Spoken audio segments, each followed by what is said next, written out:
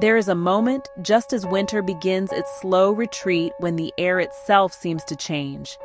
It is a subtle shift, a promise of warmth and life that stirs something deep within every gardener. This is the time to begin not with a flurry of frantic activity, but with gentle, considered steps. Preparing your kitchen garden beds now is an act of faith, a collaboration with the seasons with fresh, vibrant produce straight from your own patch of earth. It is about creating the very best conditions for life to flourish, ensuring every seed you sow has the greatest chance of success. This is not a chore, but a deeply satisfying ritual that connects us to the land. Before we delve into the soil itself, there are small, satisfying tasks you can undertake today. These quick wins offer immediate progress and clear the way for more significant work. First, take a walk around your plot, perhaps with a warm cup of tea in hand, and simply observe. Then begin by clearing away the detritus of winter. Pull out the skeletal remains of last year's brassicas, the frosted, blackened stems of annuals. This act of tidying is surprisingly therapeutic, creating a clean canvas for your spring and summer garden. It is a declaration that the new season has begun. Your next immediate task is one that will save you endless trouble later on: weeding. Using a hand fork, carefully lever out the roots of dandelions, couchgrass, bindweed. It is crucial to get as much of the root system as you can. Even a small fragment will regrow. Do not rush this process.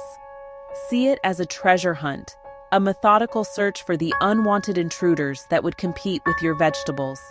Place all this cleared material, dead plants, weeds, onto your compost heap to rot down and return next year. Finally, assess your soil's moisture. If your beds are dusty and cracked, give them a gentle, thorough watering a day or two before you work them. This makes the soil more pliable and cooperative. Dry, compacted earth shatters soil structure. By adding water beforehand, you make life easier and are kinder to worms and microorganisms. These small acts set the stage for a productive and enjoyable season. With the beds cleared, we can now turn our attention to the very heart of the garden, the soil itself. Good soil is the foundation of everything we do. It should be dark, crumbly, teeming with life.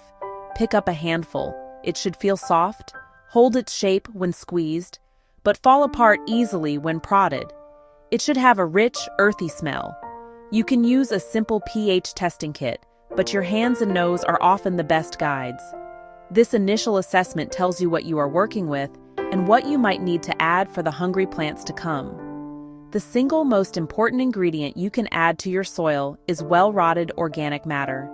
This could be your own garden compost, leaf mold, or well-rotted manure. Do not be shy with it. Spread a generous layer, at least 5 centimeters, 2 inches deep across the bed.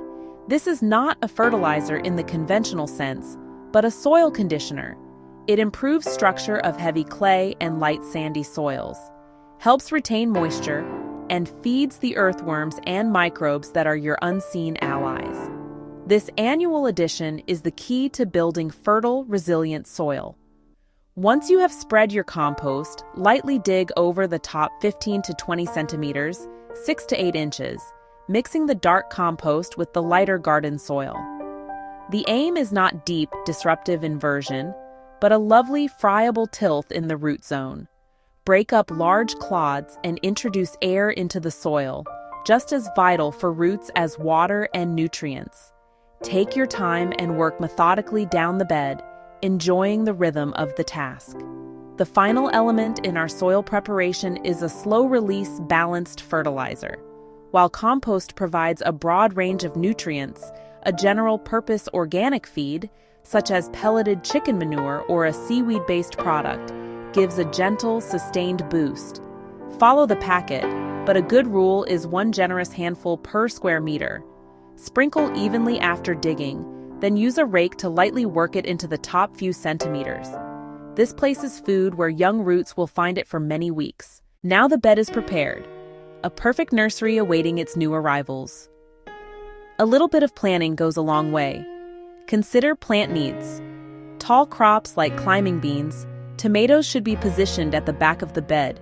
usually the north side, so they do not cast their shadow over smaller neighbors. Sun-loving Mediterranean herbs like rosemary, thyme will be happiest in the brightest, best drained spot.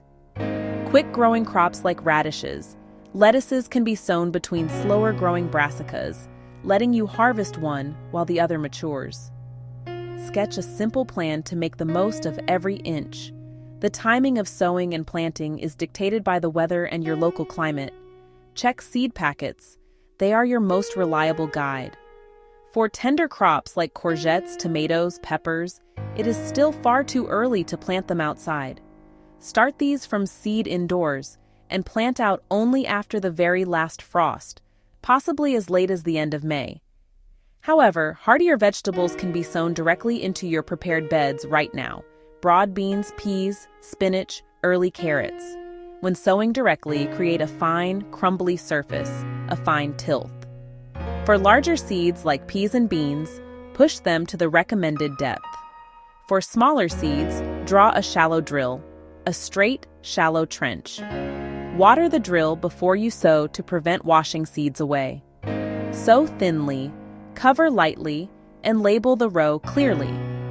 A forgotten row of seeds is a mystery that rarely ends well. For seedlings, dig a hole slightly larger than the pot, remove gently, set with the root ball level to the soil surface, firm in, then water thoroughly using a watering can with a fine rose. Your seeds are sown and your seedlings are planted. The initial hard work is done, but the gardener's job is never truly over. The first few weeks are a critical period of care and observation. The most immediate threat in early spring is a sudden, late frost. A sharp drop overnight can be fatal. Keep an eye on the weather forecast. If frost is predicted, provide protection, horticultural fleece, cloches from plastic bottles, sheets propped on canes, and remove coverings in the morning. Maintain a weed-free bed. Weed seeds will germinate along with your crops. Remove them while small and weak. A weekly patrol with a sharp hoe keeps on top of it. Little and often is easier than tackling established weeds. Simple, vital garden hygiene. Seedlings often germinate too thickly. Thin them so each plant has space, light, and nutrients. Choose the strongest and pull the rest. Carrots, parsnips, lettuces. Check seed packet spacing. Thinnings like beetroot, spinach can go in a salad. Keep a close eye on watering. Spring brings warm, dry spells, then rainy days. Don't water to a schedule. Check the soil. Push your finger a few centimeters into the earth. If dry at that depth, water thoroughly and deeply to reach roots. Deep roots equal resilient plants. Gentle vigilance now equals a long, bountiful harvest.